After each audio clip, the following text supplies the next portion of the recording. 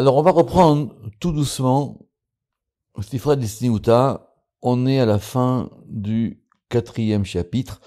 Et contrairement, je sais pas pourquoi la dernière fois j'ai dit qu'il y avait 6 chapitres. Non, il y a bien que 5 chapitres. On est au folio 178b. On verra plus tard le Rama qu'il a une question sur la structure du Sifra Desniuta. Il dit c'est pas normal que comment on passe d'un sujet à un autre sujet. En fin de compte, quand on est dans un sujet, on peut s'en sortir un petit peu. Mais quand on passe d'un sujet à un autre sujet, c'est assez complexe. Et on ne sait pas comment cette structure-là, elle fonctionne, ni comment elle a été faite. Donc, on va reprendre, nous, c'est très complexe, hein, il va falloir que vous accrochiez. Après le début du folio 178b, on a commencé un paragraphe sur les lettres. Et ce paragraphe sur les lettres, on va le voir aujourd'hui, on va le revoir. Donc maintenant, comment on est passé des lettres à ce qui précède, c'est pas évident. Il y a forcément une logique, il y a forcément une structure, mais elle n'est pas en tout cas facile à appréhender. Donc on relit ce qu'on a dit la dernière fois. Kav bet advan setimin. Donc il y a 22 lettres cachées. Ve kav bet advan idgalian. Et il y a 22 lettres dévoilées. Donc vous allez dire 22 et 22, ça fait 44. Donc ça veut dire qu'on parle de 2 alphabets, en tout cas. En tout cas, on va dire qu'il y a un niveau des 22 lettres qui est caché, et il y a un niveau des lettres qui est dévoilé. Parce qu'effectivement, il y a des choses dans les lettres, qu'on va dire, qui sont obvies, qu'on voit, et il y a des choses à l'intérieur des lettres. Plutôt qu'on va voir maintenant, ça veut dire que les lettres peuvent nous amener à un autre degré d'appréhension des lettres plus compliquées. Alors, exemple, ou en tout cas, la suite, Yud Satim et Yud Galia. Vous vous rappelez, on a vu ça la dernière fois. Il y a un Yud Satim, il y a un Yud qui est caché, et il y a un Yud Galia, il y a un Yud qui est dévoilé. Autrement dit, la lettre Yud elle-même, elle est dévoilée elle-même, mais il y a quelque chose aussi qui se passe à l'intérieur du Yud, c'est peut-être comme ça qu'il faut comprendre. Et donc, Satim Vegalia. Et donc, le Yud, il est Satim Vegalia. Le Yud, il est caché et il est dévoilé. Ok. Alors, qu'est-ce qui fait que le Yud, il a les deux, un aspect caché et un aspect dévoilé? Et là, on revient à notre grand thème du Sifra Desniuta, Bematkela de Tafsin Atkalu. Alors, je vous ai dit qu'évidemment que c'était un araméen compliqué, Sifra Desniuta. Et donc, pour passer d'un degré à un autre degré, ça se fait à l'intérieur d'un creuset. Un creuset dans lequel, comme quoi, on met du métal, et ce métal dans le creuset, c'est ce qui va effectivement faire sortir des métaux ou des autres métaux. C'est le principe même de la fusion des métaux ou de la fonte qu'on retrouve souvent, cette métaphore, dans beaucoup de livres de Kabbale. Donc, c'est dans un creuset, ou plutôt, Bematkela de Tafsin Atkalu. Autrement dit, ce degré du Yud caché et du Yud dévoilé, ils sont mesurés dans une balance, ou plutôt ils sont balancés dans la balance du creuset. Donc il y a un élément qui s'appelle la balance. La balance, on le suit depuis le début du Sifra Desniuta, donc c'est un livre cohérent.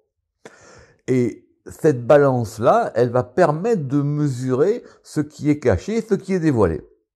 Autrement dit, c'est quelque chose qui permet de mesurer la chose. C'est pas quelque chose de relatif, c'est une grande question qu'on a toujours dans la Kabbale. Ça veut dire que c'est en fonction de la mesure. Comment on mesure la chose? C'est ce fameux principe de la balance, ou ce fameux principe, si vous vous rappelez, de cette ligne de mesure. Le Yud. Le Yud, normalement, Nafkin Mine, Dachar Venugva, vont sortir de lui le masculin et le féminin. Donc on a un Yud. Et de ce Yud va sortir un degré masculin et un degré féminin, c'est-à-dire Vav Dalet. Alors on l'a expliqué la dernière fois, mais on va reprendre. Le Yud, quand je l'écris de façon pleine, donc du coup il va donc déployer, il va donc se remplir d'autres lettres. D'accord? J'espère que tout le monde sait, le Aleph est écrit Aleph, la mettre final, le Yud est écrit Yud Vav Dalet. Mais ça veut dire quoi?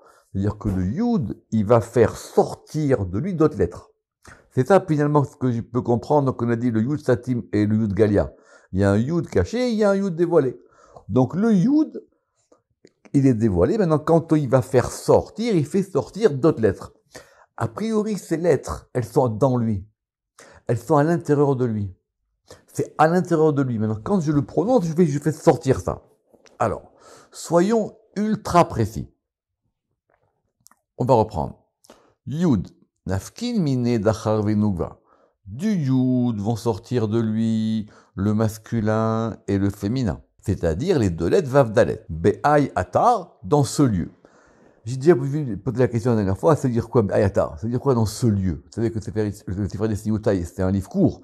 Or, plus c'est court, plus chaque mot est important. Bon, j'ai pas compris pourquoi ici il veut dire Be'ay atar. Peut-être ça veut dire dans ce lieu-là et pas un autre, peut-être que ça veut dire ici précisément. Et donc, on nous précise donc que de ce yud, dont vont sortir de lui le masculin et le féminin, le vav, il est decha, le vav, il représente le masculin, et le dalet, il représente nugva, il représente le féminin. Donc reprenons, soyons précis. Le yud, il fait sortir d'abord un vav qui est masculin, et un dalet qui est féminin. Maintenant, il les fait sortir d'où? Je répète, il les a en lui. Alors, quelle différence il y a entre le yud quand il est tout seul et le yud quand il s'écrit yud vav dalet? Du yud vav dalet, ça veut dire qu'il fait sortir ça de lui. C'est ça qu'on appelle le milouï. Il va donc se déployer. C'est comme quelqu'un qui a en lui des forces, et ces forces-là, maintenant, il va les rendre actives. Il va donc les actualiser. Ok.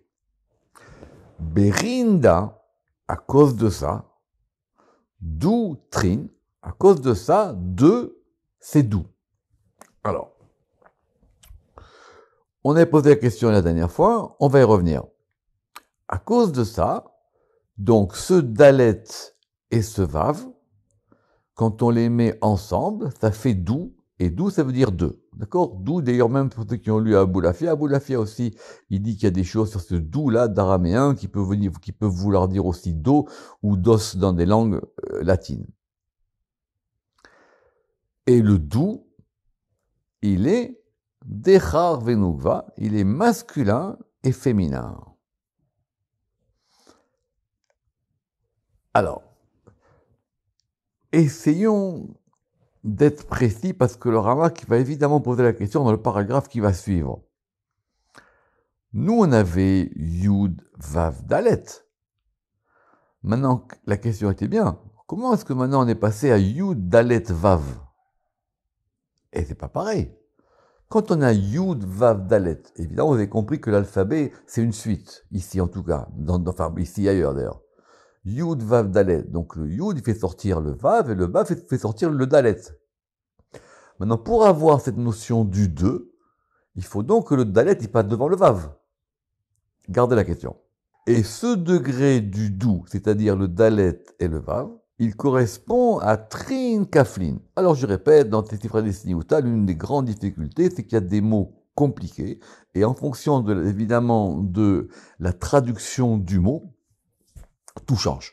Et donc chaque commentateur, il a ses traductions. Alors Ramak qui dit que ce sont des verrous, c'est-à-dire ce sont des choses qui ferment. C'est-à-dire des endroits, deux éléments qui vont permettre de fermer les choses. Ou plutôt, c'est comme deux verrous de deux portes. Parce que cette configuration de Yud, Vav, Dalet, elle indique en fin de compte la configuration des deux portes principales. Le Yud, je répète, il fait sortir un Vav, il fait sortir un Dalet. Et Yud, Bil Chodoy, Dacha. Donc, quand on a le Yud tout seul, il est donc masculin. C'est-à-dire quoi tout seul? Tout seul, avant qu'on fasse sortir de lui le Vav et le Dalet. Si vous voulez bien mieux comprendre, il faut écrire, d'accord? Donc le Yud tout seul, il est masculin. Et le He, il est féminin. Très bien. D'où il sort le He maintenant? Nous, on n'a que Yud, Vav, Dalet. D'accord? D'où est-ce qu'il sort mon He? Même le Ramak, il a cette version-là. Donc, le Yud tout seul, il est masculin, et le He, il est féminin. Alors, je vous avais mis sur la piste la dernière fois, en vous disant que le Dalet et le Vav, qui proviennent du Yud, ils forment le He. Je ne l'ai pas inventé, c'est la suite qu'on va voir aujourd'hui. C'est-à-dire que le He, Dalet Avat Bekadmita. Le He, c'était d'abord un Dalet. Alors, évidemment, vous vous rappelez, on a fait Charotio dans le Pardes, je vous demande d'y revenir si vous voulez. Mais quand on va parler de formation des lettres, simplement dans la graphie, comme il a dit le Ramak, la Tsura de la lettre, on va même montrer qu'il y a une progression dans les lettres, même dans l'écriture. Alors, c'est vrai que si on écrit un He, on va commencer par faire un Dalet. Donc on fait un Dalet et on va rajouter un Vav. Et donc ce Dalet et le Vav vont faire un He. Mais ça veut dire quoi que maintenant le He, il était au départ un Dalet. He, Dalet, Avat, Bekadmita. Autrement dit, c'est sa première forme. Et maintenant, quand quelque chose va se transformer en lui, il passe en He. Raison de plus, preuve de plus. Quand dans l'alphabet on a Aleph, Bet, Gimel, Dalet, He, on comprend pourquoi le Dalet il est avant le He. Parce que le He, c'est un Dalet qui s'est transformé. Maintenant, il s'est transformé comment? Umide itaberat bevav bagava. Alors, j'ai pas traduit parce que le mot me plaît pas encore, mais les itaber, ça veut dire être engrossé. Ça veut dire qu'il reçoit en lui quelque chose qui va lui donner une fertilité. Il fait un enfant. Et d'ailleurs, c'est au féminin, si vous regardez en araméen. On reprend. Le He, c'était un Dalet au départ. Ou Medeit Aberat, et lorsqu'il est maintenant engrossé, Ibour, vous savez, c'est la gestation. Hein. D'accord. Lorsque maintenant il va recevoir, enfin, ou plutôt c'est elle, c'est le elle, hein, c'est au féminin. Et lorsqu'elle va recevoir Bevav, et lorsqu'elle est engrossée par le Vav, Berava à l'intérieur. Alors, premier chat, on comprend. C'est-à-dire que ce Dalet, il est fécondé par un Vav. Étant fécondé par un Vav, il va former un He. Autrement dit, le Dalet, c'était un féminin tout seul. D'accord. Alors, c'est un grand sujet. Vous vous rappelez qu'on a dit d'abord qu'il y a plusieurs degrés dans le féminin, ça c'est clair. Vous vous rappelez qu'on a vu que dans le Zohar, et c'est marqué, et dans le Zohar, dans Bereshit, on a vu le Rama qui l'a ramené aussi, que Dalet, ça vient de Milachon Dal. Dal, ça veut dire pauvre. Il est indigent.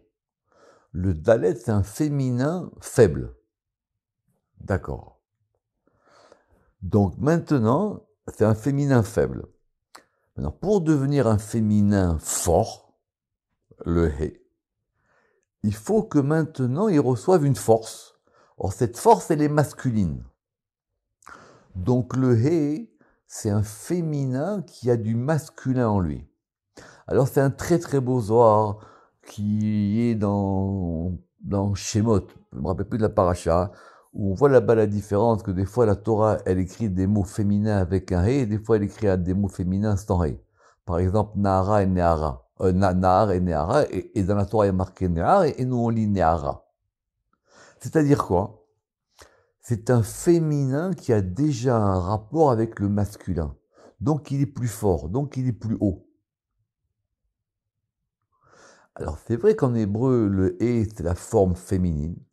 Mais d'après le Zohar, ce He-là, c'est une forme féminine qui a en elle du masculin. On relit. He.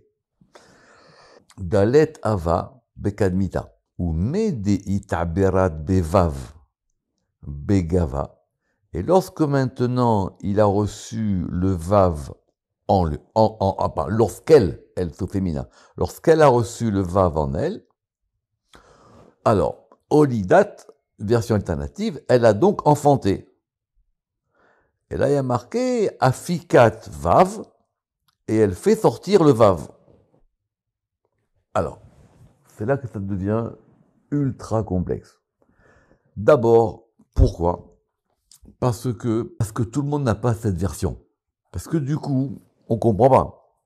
Si on a un Dalet, Le Dalet, en fin de compte, il va faire une union avec le Vav. Dalet et Vav. Et ça va faire sortir donc le He. Mais ça veut dire quoi que on a fait sortir le Vav? Qui c'est qui a fait sortir le Vav? Le Vav, il sort d'où? On a une première version alternative, entre parenthèses, arrêt. Alors, arrêt, c'est un mot hébreu, on va dire. En tout cas, ça veut dire que c'est clair que c'est un ajout postérieur ou c'est un ajout interprétatif. Arrêt, qui béhe, c'est-à-dire que dans le He, it dalet vav. Dans le He, il y a dalet et vav. Ou B, et en lui, hit, he, he, et donc en lui, il y a donc he, he, arrêt, yud, kevav. Et donc ça fait yud, kevav. Alors il faut se casser la tête là-dessus pour comprendre. Le Ramak, il a plusieurs manières de comprendre ça. En gros, le yud, il a fait sortir lui le vav et dalet. On est revenu au yud. Le yud, il fait sortir un vav et un dalet. Comme il fait sortir un vav et un dalet, ça fait un he. Donc on a yud ke. Et ce he, à son tour, il fait sortir un vav. On a ici une interprétation très très profonde et complexe des 3 premières lettres du tétragramme. C'est le grand sujet du Sifra Destinuta depuis le début. Comment on forme le tétragramme? Et ici, c'est sur un mode de 3. Je reprends. Le yud, tout seul, c'est un masculin. Quand il se déploie, il fait sortir de lui un vav et un dalet. Ce vav et ce dalet, ils forment un he, yud ke. Et ce he, à son tour, il fait sortir un vav. Alors, a priori, cette version du Ramak, elle marche avec le texte qu'on a ici. Itrasé, yud dalet, et donc, il se voit, itrasé, c'est-à-dire il apparaît, que yud vav dalet, que donc ce yud vav dalet qui est, je répète, vous rappelez le déploiement du yud. Bechezve klala, j'allais dire dans une vision globale, mais chezve, c'est pas sûr que ce soit une vision globale. Bechaz, parce que je sais pas pourquoi il a mis chezve. Si c'était chazia, j'aurais compris. Mais bechezve, il faut comprendre ce que ça veut dire. Bechezve klala, donc dans une vision ou dans une je sais pas, dans un déploiement klala global de Yud Kevav. Donc, je répète, le Yud, il fait sortir Dalet Vav. Ce Dalet Vav qui est sorti, il fait que le Dalet et le Vav vont faire un He. Et ce He, à son tour, il fait sortir un Vav. Alors, si vous voulez le voir en termes de Sphirot, c'est pas très compliqué. C'est qu'il y a tout dans Chorma. Donc, Chorma, maintenant, elle fait sortir la Bina. La Bina elle-même, elle est composée du masculin et du féminin, c'est-à-dire du Dalet et du Vav. Donc, on a Yud qui fait sortir Vav Dalet. Le Vav Dalet, il fait un He. Et l'union de ce Yud et de ce He, il fait sortir le Vav qui est Tiferet. Là, pour une fois, le Rama qui dit qu'avec les... Enfin, en tout cas, ce que je comprends, qu'avec les Sirot, ça devient donc beaucoup plus facile à comprendre. Des Yud Keva. Mi de apikat Yud. Lorsqu'est sorti le Yud, c'est-à-dire le Yud, Yud Vav Dalet. Lorsqu'est sorti le Yud, qui est Yud Vav Dalet, Deu Dachar Venugva, qui est donc masculin et féminin, c'est-à-dire le masculin et le féminin. Itiashvat levata. Alors, l'itiashev, ça veut dire s'asseoir, ça veut dire plutôt s'installer. Il s'est installé. Ou mechassia leima, et il recouvre la mer. Pourquoi il recouvre la mer? Parce que maintenant la bina, elle prend ce he. Que la bina, elle prend ce he. Alors, Rama qui va encore beaucoup plus loin. Le Rama qui dit que si c'est comme ça, il y a une configuration qui s'appelle Yud Vav Dalet, quand c'est d'abord le masculin et après le féminin. Et il y a une configuration qui s'appelle Yud Dalet Vav. Et c'est pour ça que dans le paragraphe plus haut, on nous a dit le dou. On n'a pas dit le Od, c'est-à-dire le Vav Dalet. Quand on dit Yud Dalet Vav, c'est-à-dire que c'est d'abord le Dalet qui après ce Dalet, il fait sortir le Vav. Ce qu'on nous a dit ici. Et Dalet Avad Medekadmita. Ou Medita Brad Bevav et Gava Afikadva. Je vous laisse réfléchir à ça. C'est évidemment très complexe. Et évidemment, en plus, quand le Ramak, il n'a pas exactement les mêmes versions que les autres, il faudra y réfléchir. Baruch Adonai Le'olam. Amen ve Amen.